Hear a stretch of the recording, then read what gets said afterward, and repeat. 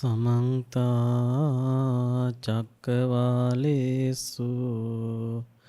अत्रा गच्छन्तु देवता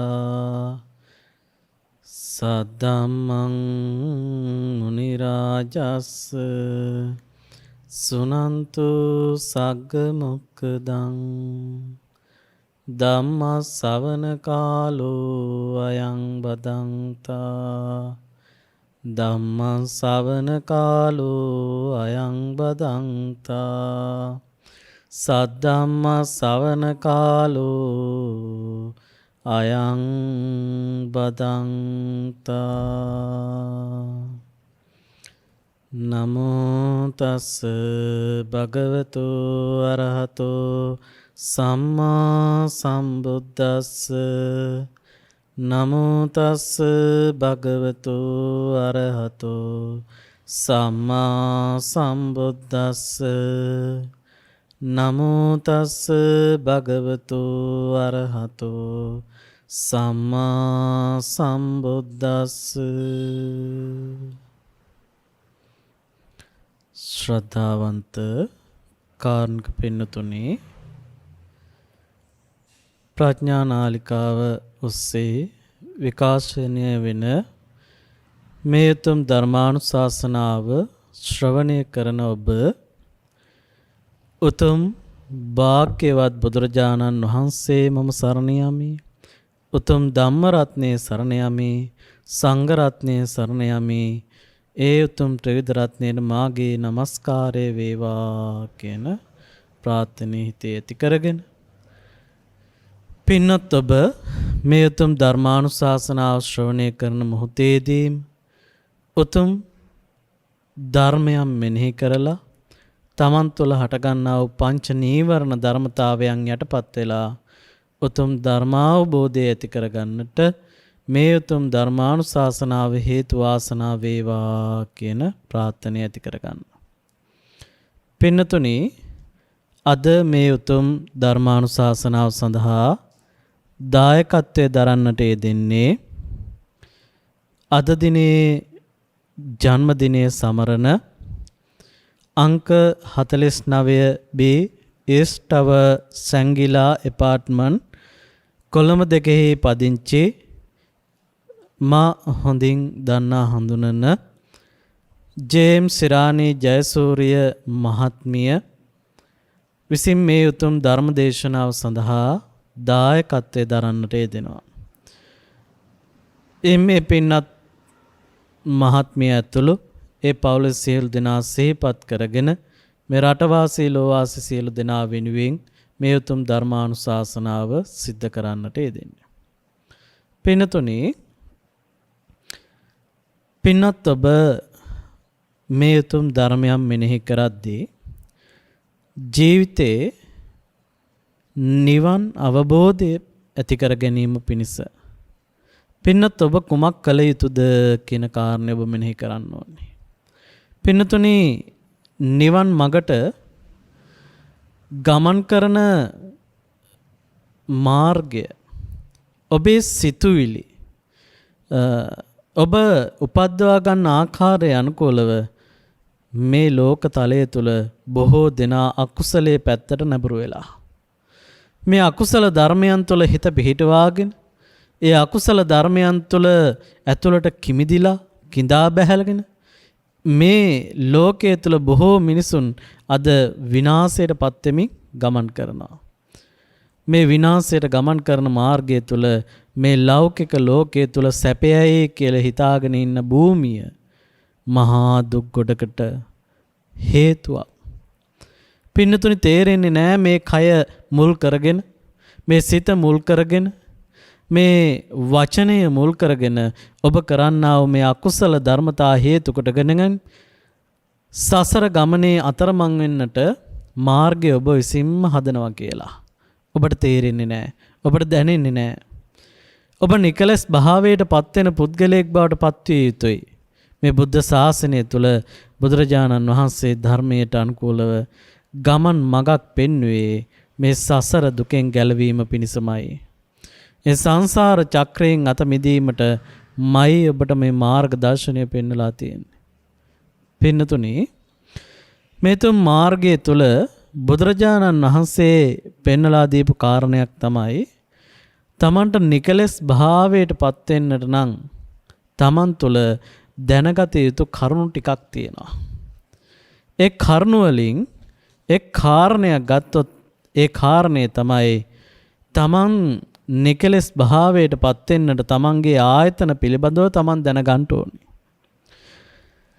අභ්‍යන්තර ආයතන ගැන දැනගන්නවා වගේම බාහිර ආයතන පිළිබඳවත් දැනගන්න ඕනේ කියනවා.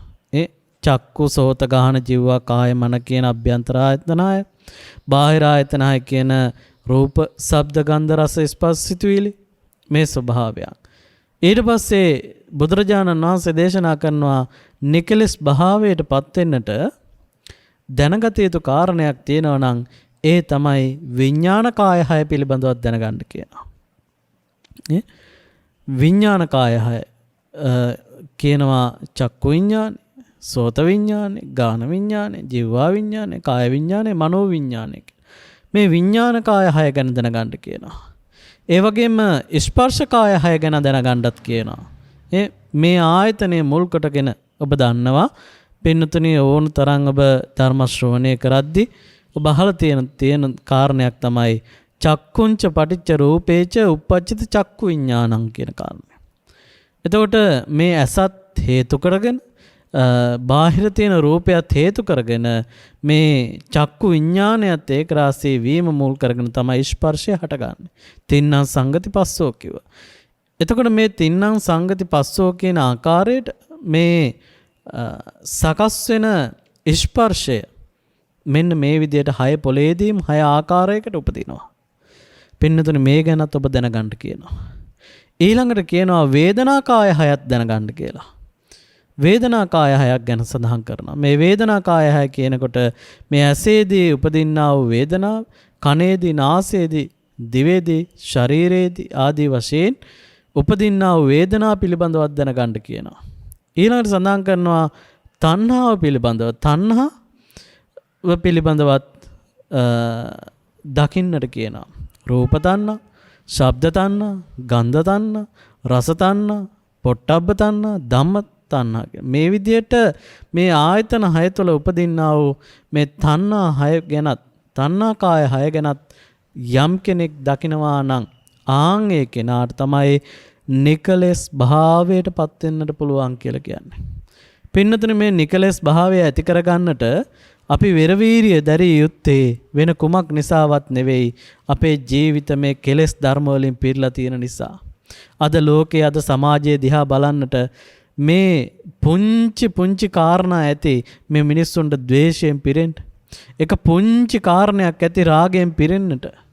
එක පුංචි කාරණයක් ඇති ලෝකේ පුදුමාකාර දුකකට වැටෙන්නට. පුංචි එක හේතුවක් ඇති මේ සංසාරේ අතරමං වෙන්නට. පුංචි එක කාරණයක් ඇති ඔබට මේ සංසාරේ දුක් ස්වභාවය තුළම ගැටි වාසය කරන්නට. පින්නතුනේ එහෙමනම් මේ දකින්නට කියන්නේ ඔබේ ජීවිතය ආලෝකමත් කරගන්න තියෙන මාර්ගය. පින්නතුනේ මේ කෙලෙස් බරිත ලෝකය බුදුරජාණන් වහන්සේ කවමදාකවත් මේක වර්ණනා කරේ නැහැ. මහණෙනි මේ ලෝකේ නিত্য නැති මේ කිසිම දෙයක් වස්තුවක් මම මේ වර්ණනා කරන්නේ නැහැ කියලා බුදුරජාණන් වහන්සේ දේශනා කරනවා. පින්නතුනේ ඔබ හිතන්නේ එහෙමනම් ඔබ පුංචි කාලේ ඉපදෙන දරුවා කර්මයක් එක්ක උපදින්නේ කම්මස්ස කෝමි කම්ම දායාදෝ කම්ම යෝනි කියලා කියනවා.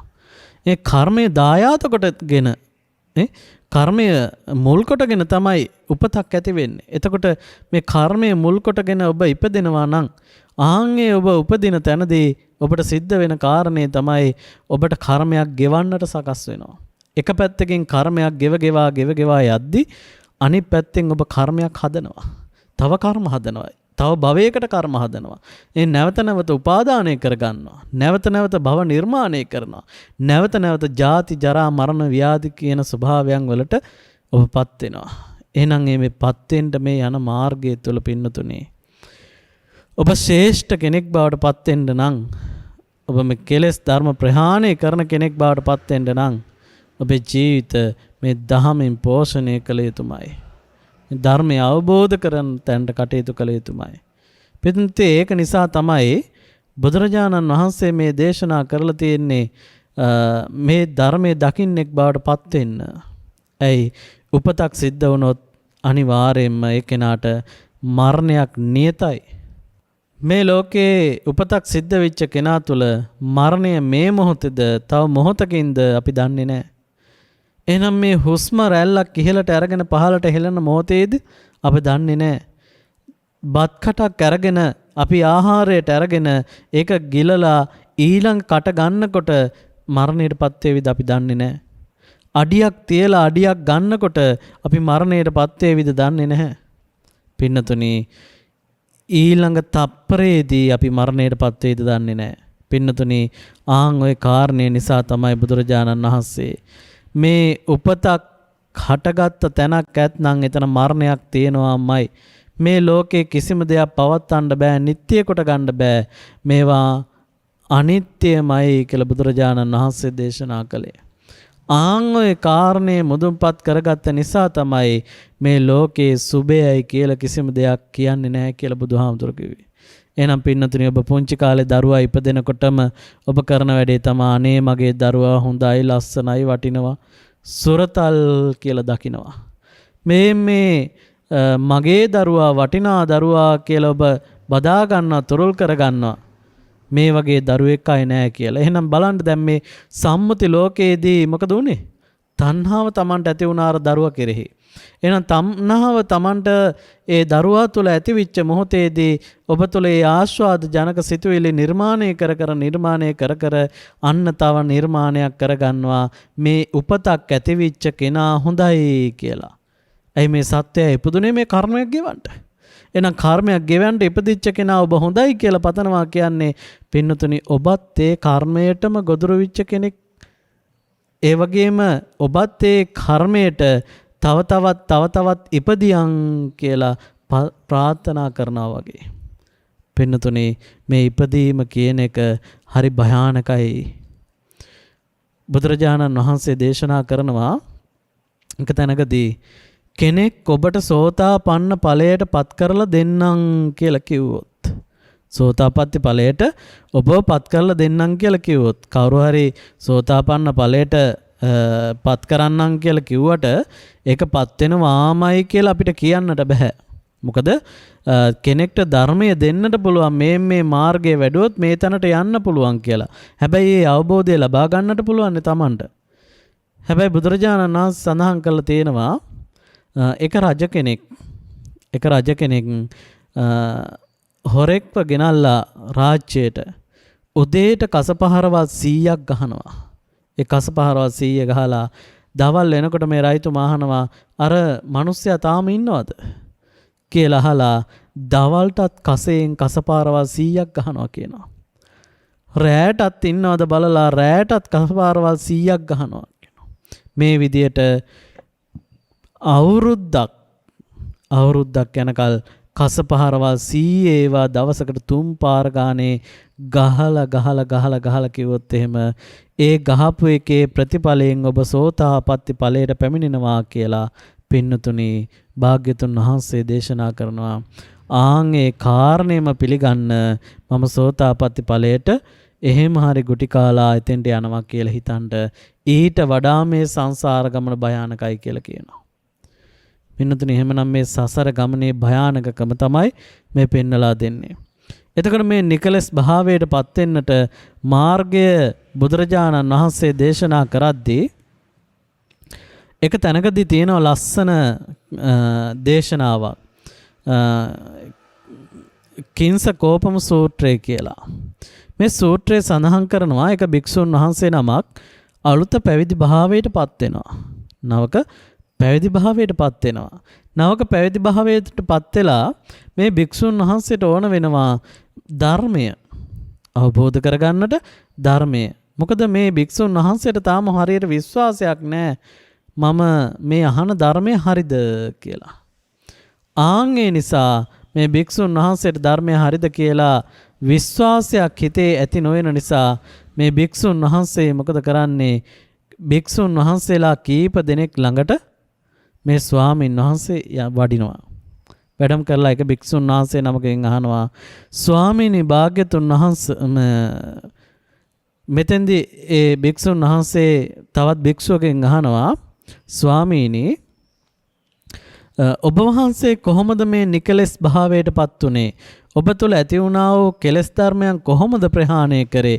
ඔබ කුමක්ද අනුගමනය කරේ කියලා අහනවා. ආන්ගේ දේ අහනකොට මේ භික්ෂුන් වහන්සේට කියනවා, පින්නත් මහණ, මම මේ කෙලස් ධර්මයන් ප්‍රහාණය කරේ මේ ඇස කන නාසය දිව ශරීරය කියන මනස කියන මේ ඉන්ද්‍රියන් ටික අවබෝධ කරගෙන මේ ඉන්ද්‍රියන් ටික හටගෙන නිරුද්ධ වෙනවා දැකලා, මේ ආයතන හට ගන්නවා නිරුද්ධ වෙන බව දැකලා, ආන් ඒ තුලින් මම නිකලස් භාවයට පැමිණියා, මම පාරිශුද්ධ භාවයට පැමිණියා කියලා සඳහන් කරනවා. ආන් ඒ බව සඳහන් කරද්දී හැබැයි මේ භික්ෂුන් වහන්සේට මේක හිතට මදි. මේ භික්ෂුන් වහන්සේට මේක හරියට වැටහුනේ නැහැ. ඇත්තටම එහෙමද නිකලස් භාවයට පත් වෙන්නේ. මේ භික්ෂුන් වහන්සේ මොකද කරන්නේ? තවත් ස්වාමීන් වහන්සේ ළමක් ළඟට ගිහිල්ලා අහනවා, ස්වාමීනි මට පෙර භික්ෂුන් වහන්සේ හමුවෙච්ච භික්ෂුන් වහන්සේ නම් කිව්වා මේ විදියට තමයි කෙලස් ප්‍රහාණය කරගත්තේ. ඔබ වහන්සේ කොහොමද කෙලස් ධර්ම ප්‍රහාණය කරන්නේ කියලා ඇහුවා. ඒ වෙලාවේ ඒ ස්වාමීන් වහන්සේ සඳහන් කරනවා, ආශ්මතුන් වහන්සේ මම මේ කෙලස් ධර්ම ප්‍රහාණය කරේ පංචස්කන්ධය තුලිනුයි කියලා. පංච උපාදානස්කන්ධය පිළිබඳව දැකලා, ඒ පංච උපාදානස්කන්ධයේ හට ගැනීම නිරුද්ධ වෙන බව දැකලා, මේ පංචස්කන්ධය මනවින් තේරුම් අරගෙන පංචස්කන්ධයේ ඇතිවීම නැතිවීම දැකලා අවබෝධ කරා, මේ හට ගැනීම නිරුද්ධ වීම දැක්කා. ඒ තුළින් මම පාරිශුද්ධ භාවයටපත් වුණා. ඒ පාරිශුද්ධ භාවයටපත් වෙන මාර්ගය තමයි මේ පංචස්කන්ධය කියලා සඳහන් කරනවා. පින්නතුනි මීට කලින් දේශනාවලත් මම සඳහන් කරලා තියෙනවා මේ පංචස්කන්ධය පිළිබඳව. රූප වේදනා සංඥා සංකාර විඥාන කියන මේ පහ. එතකොට පින්නතුනි මේ කාරණය පිළිබඳව සඳහන් කරද්දී මේ ධර්මතාවයන් වල එක කාරණයක් මග පෙන්නලා තියෙනවා. මේ ධර්ම අවබෝධය ඇති කරගන්නට මේ පංචස්කන්ධය කොහොමද දකින්නේ? එක තැනකදී බුදුරජාණන් වහන්සේ උපමාවක් සඳහන් කරලා තියෙනවා. මේ රූපය පෙන පිනකට උපමා කරලා, පේන පිඬූපම රූපං කියලා. මේ රූපේ පෙන පිටක් වගේ, මේක පවතින්නේ නැහැ, මේක නිට්ටය කරගන්න බෑ, මේක මේ මොහොතේම හටගෙන නිරුද්ධ වෙලා යනවා කියන කාරණේ පෙන්නලා තියෙනවා. ඊට පස්සේ සඳහන් කරනවා වේදනා බුබ්බුලූපම. මේ වේදනාව පින්නතුනේ දිය බුබුලක් වගේ. දිය බුබුල කොච්චර කල් පවතිනවද? ඒක මේ මොහොතේ හටගෙන මේ මොහොතේ නිරුද්ධ වෙලා යනවා. එහෙනම් ඒකත් පවත්වා ගන්න බෑ. අපිට ඕනකම තියෙනවා මේ දිය බුබුල මාසයක්, අවුරුද්දක්, අවුරුදු 3-4ක් තියාගන්න. පින්නතුනේ එක දවසක් එක මොහොතක්වත් තියාගන්න බෑ. ආන් ඒ වගේ තමයි මේ තමන් තුළ උපදින්නා වූ වේදනාවත් කියලා කියනවා. ඒ රූපය කෙරෙහි මේ බාහිර මේ තියෙනා වූ මේ රූප, මේ චක්කු සෝත ගාන ජීවා කාය මන, රූප ශබ්ද ගන්ධ රස ස්පර්ශ පොඩ්ඩබ්බ කියන මේ රූප ධර්මතාවයන් හටගෙන නිරුද්ධ වෙන බව. ඊට පස්සේ වේදනාව තුළ හට ගන්නා වූ මේ තුළ කැමැත්ත, අකමැත්ත, මධ්‍යස්ථ බව කියන ස්වභාවය. සුඛ වේදනා, දුක් වේදනා, දුක් සැප රහිත වේදනා, මේ ආකාරයට පින්නතුනේ පෙන්නලා දෙන ස්වභාවය බුදුරජාණන් වහන්සේ දේශනා කරනවා. මේ කාරණයක් වදාරලා තියෙනවා පංචස්කන්ධය පිළිබඳ. ඉතින් මේ භික්ෂුන් වහන්සේ දේශනා කරේ මේ පංචස්කන්ධය පිළිබඳව දැකලා තමයි මම මේ ධර්මය අවබෝධ කළේ කියලා. ඊළඟට සංඥාවත් කියනවා, සංකාර විඥාන කියන ස්වභාවය. එතකොට මේ පංචස්කන්ධය පිළිබඳව දැකලමයි මං කෙලස් ප්‍රහාණය කරේ. මේක හටගත්ත ස්වභාවය නිරුද්ධ වෙලා ගිය බව දැකලමයි මං ධර්මය අවබෝධ කළේ. දැන් පින්නතුනේ එක එක්කෙනාට මේ විදියට අවබෝධය ඇති කරගන්නට පුළුවන්. නේ එකම මාර්ගයක් කියලා නෙවෙයි. එක තැනකින් හෝ වෙන තැනකින් මේ මාර්ගේ හිතන්න පුළුවන්. දැන් මේ භික්ෂුන් වහන්සේට මේකත් හිතට සතුරු නැහැ.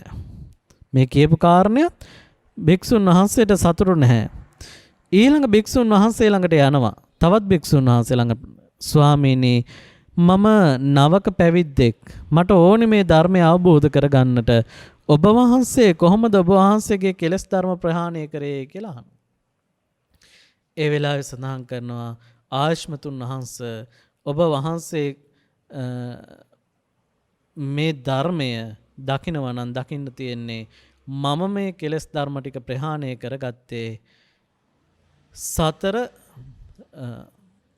සතරක් පිළිබඳව දැකලා.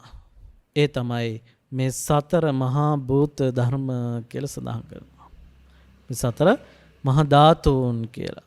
පඨවි, ආපෝ, තේජෝ, වායෝ කියන මේ සතර මහා ධාතුන් හටගෙන නිරුද්ධ වෙලා ගිය විදිය දැකලා තමයි මන් නික්ලේශී වුනේ.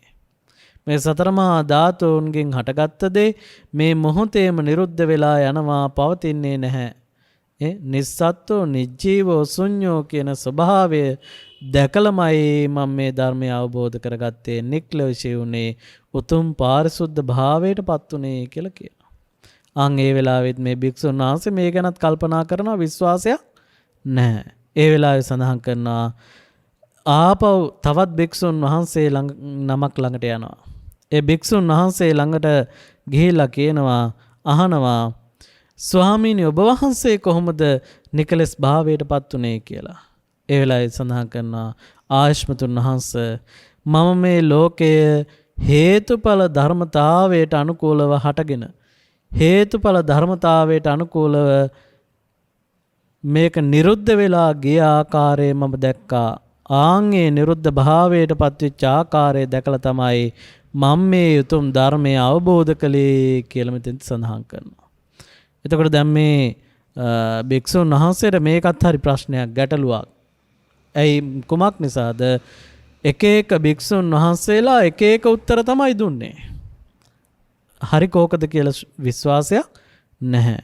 දැන් මේ භික්ෂුන් වහන්සේ කියපු කාරණයක් හරි නේ. හේතුඵල ධර්මතාවයට අනුකූලව හේතුන්ගේ හටගෙන හේතුන් නිරුද්ධ වෙන ස්වභාවය දකිනවා නම් ආන් ඒකෙනත් මේ නිවන් අවබෝධය කරන්න ඒක හේතුවක්මයි. යේ ධම්මා හේතුප්පබවා තේසං හේතු තථාගතෝ ආහ. තේසච්චයෝ නිරෝධෝ ඒව වාදී මහා සමනෝ කියලා. මේ ස්වභාවය මුල් කරගෙන මේ කියන කාරණයක් හරි. ගත්තොත් පින්නතුනි හේතුන් පටිච්ච සම්භූතා හේතුබංග අනිරුද්ධති නේ. හේතුන් නිසා හටගන්න යමක් තියෙනවද? හේතු නැතිවීමෙන් ඒක නිරුද්ධ වෙලා යනවමයි. ඒක පවතින්නේ නැහැ. එහෙනම් දැන් මේ ගහක් නිර්මාණය වුණාට පස්සේ ඒ ගහ හැදීගෙන යනවා.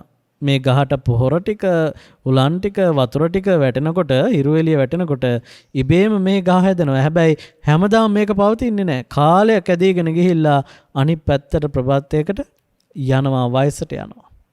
මේ මනුස්ස ශරීරයත් මේ වගේ. එතකොට මේ ශරීරය අද තියෙන විදිය නෙවෙයි හෙට පවතින්නේ. හෙට තියෙන විදියට නෙවෙයි තව සතියකින් පවතින්නේ. එහෙනම් පින්නතුනි මේක අපිට පේන්නේ නැති කාරණයක්. මේ කය වෙනස් වෙනවා කියන ස්වභාවය. එහෙනම් මේ වෙනස් වෙනවා කියලා කියන්න පින්නතුනි මේ මොහොතේ හටගත්ත කය මේ මොහොතේම නිරුද්ධ වෙලා යනවා. ඒක අපිට පේන්නේ නැහැ. මේක තමයි හේතුඵල ධර්මතාවය කියලා සඳහන් කරේ. එතකොට මේ හේතුඵල ධර්මතාවයට අනුකූලව මේ හටගත්ත දේ නිරුද්ධ වෙලා ගියා. ආයේ නිරුද්ධ වෙච්ච දේ අපිට ආය ගන්න බෑ.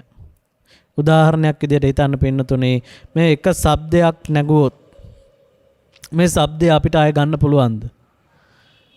නමුත් අපිට වෙන ශබ්දයක් ඇති කරන්න පුළුවන් නේ? වෙනත් ශබ්දයක් ඇති කරන්න පුළුවන්. නමුත් ඒ ශබ්දය ආයෙ ගන්න බෑ. ඒක ගිහිල්ලා අවසానයි. අන්න ඒ හටගෙන නිරුද්ධ වෙච්ච බව අන්න හේතුන් නිසා ඵලයක් හටගත්තා. හේතු නැති වුණා. ඒක නිරුද්ධ වුණා. මේ කාරණේමයි පින්නතුනි වෙන්නේ මේ රූපය කෙරෙහිත්. එහෙනම් අපිට පේනවා මේ ලෝකයේ දේවල් පේනවා කියන ස්වභාවය හැම වෙලාවකම තියෙනා වගේ අපිට දැනෙනවා. හැබැයි පින්නතුනි මේ මොහොතේ පෙනුණා, මේ මොහොතේ මේක නිරුද්ධ වෙලා ගියා. ඒක පවතින්නේ නැහැ. හැබැයි අපි හිතනවා මේ ඇහැට පේන හැම දෙයක්ම පවතිනවා. මේක තමයි පින්නතුනි මේ ලෝක ධර්මතාවය. මේ විද්‍යාඥයන්ටවත් හොයාගන්න බැරි වුණ මේ සත්‍ය ස්වභාවය බුදුරජාණන් වහන්සේ මේකේ ගැඹුරටම පතුලට අපිට පෙන්නලා දීලා තියෙනවා. මේ සත්‍ය ස්වභාවය කුමක්ද? මේක ප්‍රඥාවෙන් දැකලා අවබෝධ කරගන්න ඕනි දෙයක්. ලෞකික ලෝකයේ තුල මේ ඇහැට පේන දෙයට අනුකූලව ආස්වාදය හොයලා ඒ කෙනාට මේ ලෝකේ තේරුම් ගන්න බෑ. ඒක නිසා තමයි පින්නතුනේ බුදුරජාණන් වහන්සේ මේ ලෝකය තමා තුළින් දකින්න කියලා කිව්වේ. මේ ලෝකය තමා තුළින් දකින්න, මේ ලෝකය තමා තුළින් දකිනකොට ඒ කෙනාට මේ ලෝකය අවබෝධ කරන්න පුළුවන් කියලා. බුදුරජාණන් වහන්සේ සඳහන් කරනවා. ඒක දෙවි කෙනෙකුට සඳහන් කරනවා. බුදුරජාණන් වහන්සේ දෙවිය මේ ලෝකය කියලා මම පනවන්නේ මේ බඹයක් වූ ශරීරයටමයි. මම මේ ලෝකය කියලා මේ බඹයක් වූ ශරීරයට සඳහන් කරනවා. මම මේක ලෝකය කියලා පනවමි. මේක ලෝක සමුදය කියලා පනවමි. මේ ශරීරය මේ ලෝක නිරෝධය, ලෝක නිරෝධගාමිනී පටිපදාව කියලා මේ ලෝකේ පනවමි කියලා සඳහන් කරනවා. මේ ශරීර කෝඩුවට. එතකොට මේ ලෝකයේ පිළිබඳව තමයි දකින්න තියෙන්නේ. එහෙනම් ලෝකයේ පිළිබඳව දකිනකොට අපි මේ බාහිර තියෙන වස්තුන් ගන්නකොටත් අපි ඒවට කොයි ආකාරයෙන්ද මේ කාරණා දකින්න ඕනි කියන කාරණාව ස්වභාවය අපි දැක ගන්න ඕනේ. එහෙනම් ඒක තේරුම් ගන්න නම් පින්නතුනේ අපි මේ යථා ස්වභාවය ඇති කරගන්නට කාරණා දකින්න කෙනෙක් බවට පත් වෙන්න ඕනේ. දැනගන්න කෙනෙක් නෙවෙයි. ඔබ ඕන තරම් කරුණු අහලා දැනගනීවි. හැබැයි කාරණා දකින්නවා කියන එක ඔබ තුළ ක්‍රියාත්මක විය යුතු කාරණයක්. පින්නතුනේ එහෙමනම් මේ භික්ෂුන් වහන්සේට මේ කියපු කිසිම කාරණා ටික මම ඔය සඳහන් කරපු එක භික්ෂුවක් ළඟට ගියා. ඒ භික්ෂුන් වහන්සේ සඳහන් කරේ මේ ඇස කන නාසය කියන ඉන්ද්‍රිය ධර්ම පාලනය කරලා ඉන්ද්‍රිය ධර්මයන්ගේ අනිත්‍ය භාවය දැකලා නිකලස් භාවයටපත් වුණා. ඒකෙන් නිකලස් භාවයටපත් උනේ කියලා. අනිත් භික්ෂුන් වහන්සේ සඳහන් කරේ මම පංචස්කන්ධය පිළිබඳව දැක්කා. පංචස්කන්ධේ නිරුද්ධ වෙලා යාම දැකලා මම මේ නිකලස් භාවයටපත් උනේ කිව්වා. තුන්වෙනි භික්ෂුන් වහන්සේ සඳහන් කරා මම සතර මහා ධාතුන් පිළිබඳව දැක්කා. ඒ දැකලා තමයි මම නිකලස් භාවයටපත් උනේ කියලා. හතරවෙනි භික්ෂුන් වහන්සේ කිව්වා හේතු ප්‍රත්‍යයෙන් හටගත්තා වූ දෙයක් හේතු ප්‍රත්‍ය නැතිවීමෙන්මයි මම මේක දැක්කේ. ඒ නිසා මම නිකලස් භාවයටපත් වුණා කියලා. දැන් මේ හතර ආකාරයක්නේ මේ භික්ෂුන් වහන්සේට ගැටලුවක් නිසා බුදුරජාණන් වහන්සේ ළඟට කියනවා ස්වාමීනි භාග්‍යතුන් වහන්සේ මට මේක හරි ගැටලුවක්. මේ භික්ෂුන් වහන්සේලා මේ විදියට කිව්වා ධර්මය අවබෝධ කරේ මට ඒක තේරෙන්නේ නෑනේ. මේ කියපු කාරණා ඇත්තක්ද කියලා මට තාම වැටහෙන්නේ නෑනේ. මොකක්ද මේකට හේතුව කියලා. ඒ වෙලාවේ බුදුරජාණන් වහන්සේ උපමාවක් ගන්නවා. ඊට ලස්සන සූත්‍ර දේශනාවක්. මේ සූත්‍ර දේශනාව කිංස කෝපම සූත්‍ර දේශනාව. ඔබ හොඳින් ඒකට ඇහුවොත් හොඳින් තේරුම් ගන්න පුළුවන්, බලන්න පුළුවන් නම් පින්නතුනි මේ බුදුරජාණන් වහන්සේ මේකට උපමාවක් ගෙනවා කෑල ගහ. බුදුරජාණන් වහන්සේ දේශනා කරනවා එක මිනිස්සෙකුට ඕන වුණා කෑල ගහ මොන වගේද කියලා අඳුර ගන්නට. කෑල ගහක් දැකලා නැහැ. කෑල ගහක් දැකලා නැති නිසා මොන වගේද කියලා අඳුර ගන්න ඕනි කියලා දැනගත්තා. දැන් මේ මිනිස්සයා එක මිනිස්සෙක් ළඟට ගිහිල්ලා අහනවා කියනවා මම කෑල ගහක් දැකලා නැහැ. කෑල ගහ මොන වගේද කියලා අහනවා. ඒ වෙලාවේ මේ පුද්ගලයා කියනවා මේ කෑල ගහ රතු පාටට මස් වැදල්ලක් වගේ තියෙන එකක් කියලා. ඒ රතු පාටට මස් වැදල්ලක් වගේ. ඒ කියන්නේ ඔය මල් එහෙම පිපුණාම තියෙන පාට නිසා තමයි මේක මේ සඳහන් කරන්නේ මේ කෑල ගහ මස් වැදල්ලක් වගේ කියලා. දැන් මේ ඔන්න එක චිත්තයක් මවා ගන්නවා මේ මිනිස්සයා මේ වගේ කියලා. හැබැයි තාම විශ්වාස නැහැ කියන මේ භික්ෂුන් බුදුරජාණන් වහන්සේ දේශනා කරනවා හරි මේ කියපු මිනිස්සයා මේ කාරණේ හරි රතු පාටට මේ කෑල ගහේ මල් පිපිලා තියෙන කාලෙදී මේ රතු පාටට මස් වැදැල්ලක් වගේ තමයි පේන්න තියෙන්නේ. ඉතින් ඒක නිසා කියනවා හරි මේ කාරණේ හරි.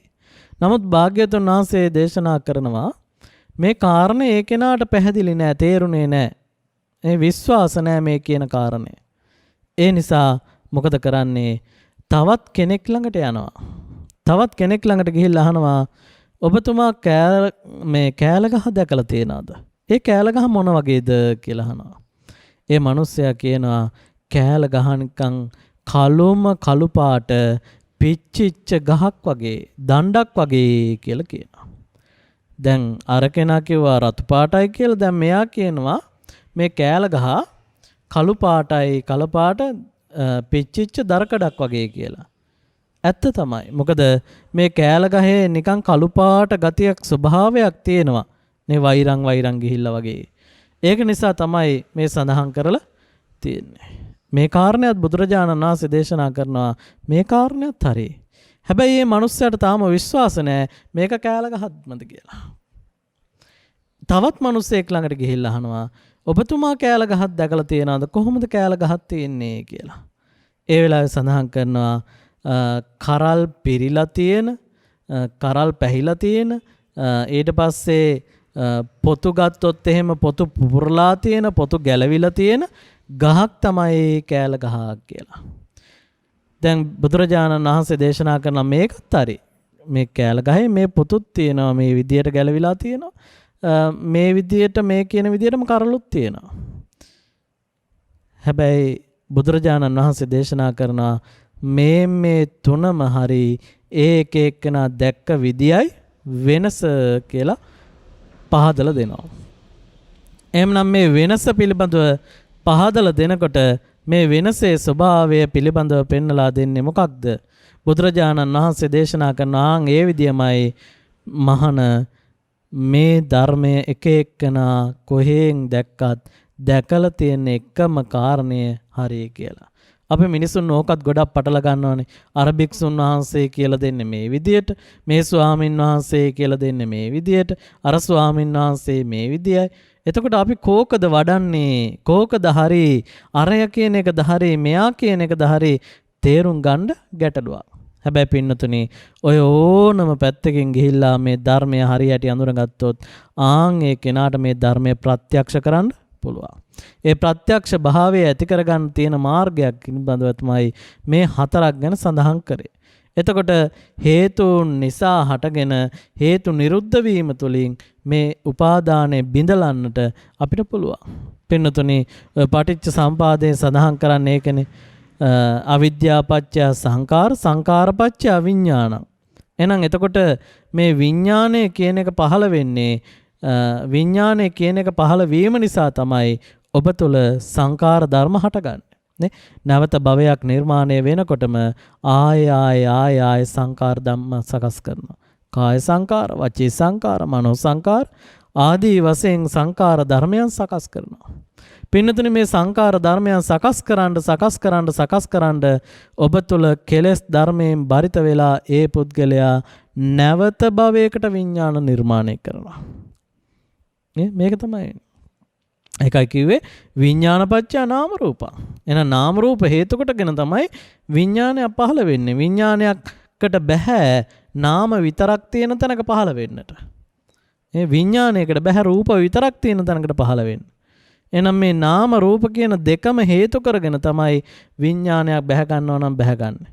එහෙනම් දැන් උදාහරණයක් විදිහට ගත්තොත් එහෙම මේ කොස් ගහක් ගත්තොත් ඔය කොස් ගහ සතර මහා ධාතුන්ගෙන් නිර්මාණය වෙච්ච එක. එතකොට මේ සතර මහා ධාතුන්ගෙන් නිර්මාණය වෙච්ච මේ කොස් ගහ අපිට පේන්න තියෙන්නේ දකින්නකොට මිනිස්සෙක් කියනවා මේ ගහට පණ තියෙනවා කියලා. හැබැයි පින්නතුනි ඇත්තටම ගත්තොත් ওই ගහට පණක් නැහැ. උතන ක්‍රියාදාමයක් තියෙන. එහෙමනම් මේ පණ කියන එක බැහැ ගන්න නම් අනිවාර්යයෙන්ම මේ සතර මහා ධාතුන්ගේ නිර්මාණය වෙච්ච එකක් වුණත් මේ චක්කු සෝත ගාන ජීව කාය මන කියන මේ ආයතන හයක් පහළ වෙලා තියෙන්නට. මේ ආයතන හයක් තියෙනා වගේම එතෙන්දී ප්‍රතිසන්දියක් ලබන්න නම් එතකොට මේ හයත් එක්ක අනිවාර්යයෙන්ම මේ ආයතන හය තුල ප්‍රසාද රූපය කියන එක තියෙන්න ඕනේ. ප්‍රසාද රූපේ නැත්තම් මේ ආයතන හයෙන් එක්කටවත් විඥාණය ගිහිල්ලා බැසගන්නේ නැහැ. එහෙනම් ප්‍රසාද රූපේ හේතු කොටගෙනමයි මේ ආයතන හය ටික මුල් කරගෙනමයි විඥානයක් ගිහිල්ලා එතන පහළ වෙන්නේ. එහෙනම් එතන බිහි වුණාට පස්සේ ඒ විඥානයේ හේතු කරගෙන අන්න සංකාර ධර්ම සකස් කරනවා. ඇයි මොකද්ද? අවිද්‍යාව කියන මූල ධර්මය තමන් ළඟ තියෙන නිසා. එහෙනම් ඒක නිසා තමයි ඔබ අවිද්‍යාවේ වැඩ කර ඉන්නේ. පින්නතුනේ ඔබ කොච්චර බණ ඇහුවත් අනිත් පැත්තට ඔබ අකුසලයට නැඹුරු වෙන්නේ ඒකයි. ඔබ කොච්චර බණ ඇහුවත් අනිත් පැත්තට ගිහිල්ලා ආපව අධර්මයේ තුල පිහිටන්නේ ඒකයි. මේ ගැඹුරු කාරණා තේරුම් ගන්න නම් අපි නිරතුරුවම ප්‍රඥාව උපදව ගන්න ඕනේ. මේ ප්‍රඥාව උපදවා ගත්තේ නැත්නම් අපි කොයිම වෙලාවකවත් මේ ධර්මයේ තේරුම් ගත්ත පුද්ගලයෙක් බවට අපිටපත් වෙන්නට හැකියාවක් ලැබෙන්නේ නැහැ. ඒක නිසා අප්‍රමාදී වෙන්න කියලා සඳහන් කරන්න බුදුරජාණන් වහන්සේ නිසායි. අපි තුල කෙලෙස් ධර්ම තියෙනවා. ඒ කෙලෙස් ධර්ම එකින් එක ප්‍රහාණය කරන කෙනෙක් බවට පත් වෙන්න ඕනේ. ඒකයි ඒ කෙනාට පුළුවන් වෙන්නේ, ඒක කරන්න පුළුවන් වෙන්නේ ප්‍රඥාවන්තයින්ටමයි. බින්නතුනේ සන්තුට්ඨස්සානං ධම්මෝ නායං ධම්මෝ අසන්තුට්ඨස්ස පඤ්ඤාවතෝ අයං ධම්මෝ නායං ධම්මෝ දුප්පඤ්ඤස්ස. සඳහන් කරන්න පින්නතුනේ ප්‍රඥාවන්තයින්ටමයි මේ ධර්මය අවබෝධ කරගන්නට පුළුවන් වෙන්නේ. මේ ප්‍රඥාව නැති අයට මේ ධර්මය අවබෝධ කරන්නට බෑ. පින්නතුනේ දැන් ප්‍රඥාව කියපුවාම හොඳට ඉගෙන ගත්ත කෙනා කියලා නෙවෙයි මේ සඳහන් කරන්නේ. හොඳට ඉගෙන ගත්ත අයටත් සමහර වෙලාවකට පින්නතුනේ මේ කාරණා කොච්චර කියලා දුන්නත් ඒ කෙනාට තේරෙන්නේ නැහැ. හැබැයි පින්නතුනේ මල අකුරක් බැරි, කිසිම අකුරක් ලියන්න බැරි කෙනාටත් මේ ධර්මයේ ශ්‍රවණය කරලා අවබෝධ කරගත්ත නිසා ආන්න ඒ කෙනාට ඕන තැනකින් මේ ධර්මය ඇහුවොත් කියන්න පුළුවන් කාරණයක් තියෙනවා. එනම් මේ ප්‍රඥාව කියන කාරණය මේ ඉගෙන ගැනීම කියනම කාරණය මතම පදනම් වෙන්නේ නැහැ. හැබැයි යම් ආකාරයක බුද්ධියක් පිහිටනවා නම් ආන්ගේ බුද්ධිමත් කෙනා තුළ තමයි මේ ප්‍රඥා අවබෝධය ඇති වෙන්නේ. ඒ පින්නතුනේ ඒකට හේතුව තමයි සමහර පින්නතුන් කල්පනා කරන දෙයක් තමයි බුදුරජාණන් වහන්සේ ළඟට කියලා රුවන්වැලි සෑයට ගිහිල්ලා වන්දනා කරනවා. බෝධින් වහන්සේට ශ්‍රීමා බෝධින් වහන්සේට ගිහිල්ලා වන්දනා කරනවා. නේ? ඊට පස්සේ අපේ තුළ තියෙන කෙලෙස් ධර්ම ප්‍රහාණය වෙන්න කියලා කැලණි චෛත්‍යයට ගිහිල්ලා වන්දනා කරනවා. හැබැයි මේ බෞද්ධ පිරිසට මොකද මේ අත් වෙලා තියෙන්නේ? පින්නතුනි මේවා වන්දනා කරන්න ඕනි. බුදුරජාණන් වහන්සේ ළඟට ගිහිල්ලා වඳින්න ඕනි. බෝධි රාජාණන් වහන්සේ ළඟට ගිහිල්ලා වඳින්න ඕනි. හැබැයි පින්නතුනි එතන හිර වෙන්න කියලා නෑ අපිට බුදුරජාණන් වහන්සේ. එතන හිර වෙන්න නෙවෙයි අවශ්‍ය වෙන්නේ ඒ පින කියන දේ ඇති කරගෙන අපි කුසලස් උපසම්පදා කුසලයේ උපාදනය කරගන්න ඕනේ. කුසල උපාදනය කරගත්තොත් විතරයි ආන් ඒ කෙනාට මේ ධර්මය තේරෙන්නේ. ධර්මය අවබෝධ වෙන්නේ. මේ විදර්ශනා ප්‍රඥාව ඇති කරගත්තොත් තමයි විදර්ශනා නුවණට බැසගත්තොත් විතරයි මේ අවබෝධය ඇති කරගන්න පුළුවන් වෙන්නේ. එහෙනම් මේ අවබෝධය ඇති කරගන්න ඔන්න මාර්ග 4කින් සඳහන් කරලා තියෙනවා. එකක් තමයි යම් ආකාරයකින් අපේ ආහාරයක් ගන්නවා නම් ඕනනම් පුළුවන් අපිට මේක සතර මහා ධාතු විදියට දකින්න. ඔබ ආහාර ගන්නකොට මස් කෑල්ලක් දකිනකොට මේ කුකුලෙක් කියලා හිතන්න පුළුවන් ඔබ. මේ චිකන් කෑල්ලක්මයි කියලා ඔබ හිතනවා. නේ? මේක මාළු කෑල්ලක්මයි, මේ මාළුවමයි කන්නේ කියලා. එතකොට පින්නතුනි ඔබ තුළ ඇති වෙන්නේ අර මම මේ සතෙක් අල්ලගෙන කනවා වගේ. නමුත් පින්නතුනි මේ තියෙන්නේ සතර මහා ධාතුන්ගේ එකතුවක්. නේ? මේ සතර මහා ධාතුන්ගෙන් නැත්තම් මේ සතර මහා ධාතු අඩු වැඩිවීම වශයෙන් එකතු වෙලා මේක නව නිර්මාණයක් සිද්ධ වෙලා ඒ නිර්මාණය තමයි මේ ආහාරයට ගන්නේ කියන කාරණේ හිතන්න. මේ ධාතු මත්තකෝ නිස්සත්ත්වෝ නිජීවෝ කිව්වේ ඒකයි. එහෙනම් මේ ධර්මතාව ඔබ දකින්න පුළුවන් නම් සතර මහා ධාතුන්ගෙන් විදියට කනකොටද බොනකොටද ඊට පස්සේ යනකොට එනකොට ඒ වාහන ගෙවල් දොරවල් දකින්නකොට මිල මුදල් මේ හැම දෙයක්ම අපිට සතරමා ධාතු විදියට දකින්නට පුළුවන්. ඊට පස්සේ මේ පංචස්කන්ධය පිළිබඳව නම් මම මේට කලින් සඳහන් කරලා තියෙනවා. ඒ නිසා මම මේ පිළිබඳව සඳහන් කරන්න යන්නේ නැහැ. ඊට පස්සේ මේ චක්කු සෝත ගාන ජීව කාය මන කියන ආයතන හයේ උපාදනේ නිරුද්ධ වීම මේක දකින්නට පුළුවන් නේ. එහෙනම් මේ ආයතන හය හටගන්නේ මේ මොහොතේමයි නිරුද්ධ වෙන්නේත් මේ මොහොතේමයි. ඒක අපිට මේ පියවි ලෝකයේ පියවි ඇහැට පේන්නේ නැහැ. මේ සතර මහා ධාතුන්ගෙන් නිර්මාණය වෙන වස්තුන් මේ මොහොතේ හටගෙන මේ මොහොතේ නිරුද්ධ වෙලා යනවා. ඒක අපිට පේන්නේ නැහැ. අර උදාහරණයකින් සඳහන් කරොත් වතුර පිරිච්ච ටැංකියකට උඩෙමුත් බටයක් සවි කරලා ටැප් එකක් කරලා ඒ ටැංකිය ඇතුළෙමුත් එළියට වතුර ටැංකියෙන් එළියට ටැප් එකක් කරනවා එක සමාන. එතකොට ටැංකියටත් එක වතුර ටැප් එකක් හයි කරනවා. ටැංකියෙන් එළියටත් හයි කරනවා. දැන් මේ ටැංකියේ වතුර එකාක්ම පිරීලා තියෙනවා. පින්නතුනි මේ ටැප් දෙකම එකවර අරිනවා එක ප්‍රමාණයට. එතකොට පින්නතුනි මේ තියෙන ටැංකියේ වතුර තියෙනවද නැද්ද? තියෙනවා. හැබැයි ඒ තිබ්බ වතුර ටිකමද එතන තියෙන්නේ? නෑ, වෙනත් වතුර ටිකක් වෙනත් වතුර ටිකක් වෙනත් වතුර ටිකක්. හැබැයි අපිට පේන්නේ මේකේ වතුර තියෙනවාමයි. හැබැයි තියෙන්නේ වෙන වතුර ටිකක්. ආන් ඒ වගේ පින්නතුනි ඒ මොහොතේ එතන තිබ්බ වතුර ටික ඊළඟ තැනට යනකොට නෑ. එතන වෙන එකක් තියෙනවා. එතකොට ආන් ඒ වගේ තමයි පින්නතුනි මේ අපිට මේ ඇහැට පේන ශබ්ද ගන්ධ රස ඇහැට පේන රූප බාහිරට පේන ශබ්ද ගන්ධ රස ස්පර්ශ සිතුවිලි මේ දේවල් ටිකක් ඊට පස්සේ ඇස කන නාසය දිව ශරීරය මනස කියන මේ ආයතන හයත් මේ කියන සියල්ලම මේ මොහොතේ හටගෙන නිරුද්ධ වෙලා යන දේවල් ටික. එහෙනම් මේ නිරුද්ධ භාවයටපත් වෙන්නා වූ මේ ආයතන හය ටික අපි උපාදානය කරගත්තොත් මේ තුලින් අපිට ලැබෙන්නේ දුකක්මයි කියන තේරුම් ගැනීම සිද්ධ කරන්න පුළුවන්. ඊළඟට සඳහන් කරපු කාරණේ තමයි තමන්ට මේ අවබෝධය ඇති කරගන්නට පුළුවන් හේතු ප්‍රත්‍ය මුල් කොටගෙන. හේතු ප්‍රත්‍ය. එහෙනම් හේතුන් නිසා හටගෙන හේතු නැතිවීමෙන් මේක නිරුද්ධ වෙලා ගිය බව තේරුම් ගන්නට පුළුවන්. එහෙම නැත්නම් ඔබට මේ ධර්මය අවබෝධ කරගන්නට මේ මොහොතේ හටගෙන මේ මොහොතේ නිරුද්ධ වෙන බව දකින්නට පුළුවන් මේ අනිත්‍ය ස්වરૂපයට අනුකූලව. නැත්නම් කියනවා උද්‍යාවේ ඥානය දකින්නවා කියලා. එහෙනම් මීට අනුරූපවත් කෙනෙකුට දකින්නට පුළුවන් තේරුම් ගන්නට පුළුවන් මේ ලෝකයේ යම් ධර්මතාවයක් ඇද්ද ඒ ධර්මතාවය මේ මොහොතේ හටගෙන නිරුද්ධ වී යාමයි. මේක පවතින්නේ නැහැ. ඒ නිසා තමයි පින්නතුනි ඔබ මගේ අම්මා තාත්තා ස්වාමියා දරුවෝ ඥාති ගෙවල් දොරවල් යාන වාහන ඉඩකඩම් කියලා මේ විදිහට කිසිම දෙයකට ඇලෙන්න එපා ගැටෙන්න එපා කියලා සකස් කරන්න කියන්නේ. උපාදානය ඇති කරගන්න එපා කියලා.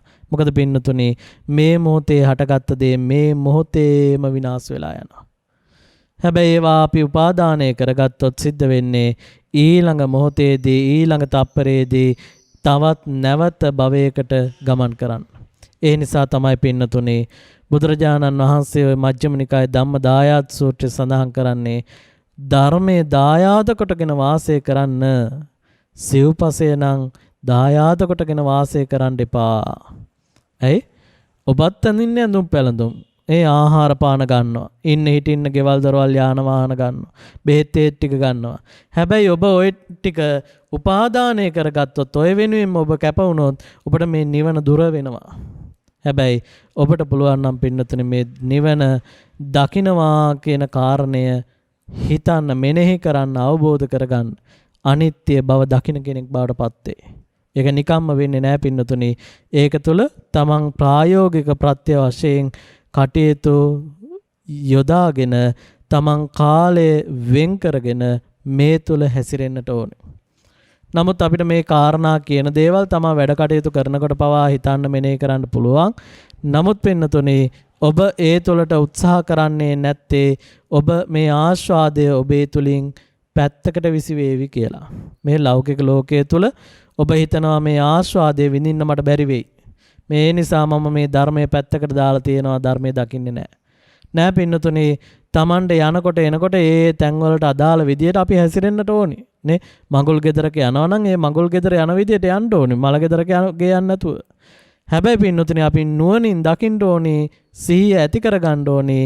මේ මොනවා කළත් මේ දේ නිත්‍ය කොට ගන්න බෑ. මේවා නිරුද්ධ වෙලා යන දේවල්මයි. එහෙනම් මේ නිරුද්ධ වෙලා යන දේවල් වෙනුවෙන් බොරුවක් කරනවා නම්, හොරකමක්, වංචාවක්, දූෂණයක් කරනවා නම් ආන් ඒක වෙනා නිකලස් භාවයටපත් වෙන්නේ නැහැ. කෙලස් බර පුද්ගලයෙක් බවටපත් වෙන්නේ. අන්නේ කෙලස් බර පුද්ගලයා නිකලස් භාවයටපත් වෙන ආකාරයක් ගැන අනග්ගන සූත්‍ර දේශනාවේ සඳහන් කරලා තියෙනවා. කොහොමද පින්නතුනේ තමන් තුළ කෙලස් තියෙනවා කියලා දැනගන්න කෙනයි කෙනෙක් තුළ කෙලස් තියෙනවා හැබැයි ඒ කෙලස් ධර්ම තියෙනවා කියලා ඒ කෙනා දන්නේ නැහැ කියනවා. ඔන්න පුද්ගලයෝ 4 දෙනෙක් ඉන්නවා කිව්වේ ඔය දෙන්නෙක් තමයි ඔය කිව්වේ. එක්කෙනෙක් කියනවා කෙලස් ධර්ම තියෙනවා කියලා දන්නවා. අනිත් කෙනා ඉන්නවා කෙලස් ධර්ම තියෙනවා කියලා දන්නේවත් නැහැ හැබැයි කෙලස් තියෙනවා. තව කෙනෙක් ඉන්නවා කෙලස් ධර්ම නැහැ හැබැයි කෙලස් ධර්ම නැහැ කියලා දන්නෙත් නැහැ. තව කෙනෙක් ඉන්නවා කෙලස් ධර්ම නැහැ ඒ කෙනා කෙලස් ධර්ම නැහැ කියලා ඒ කෙනා අවබෝධයෙන් දන්නවා.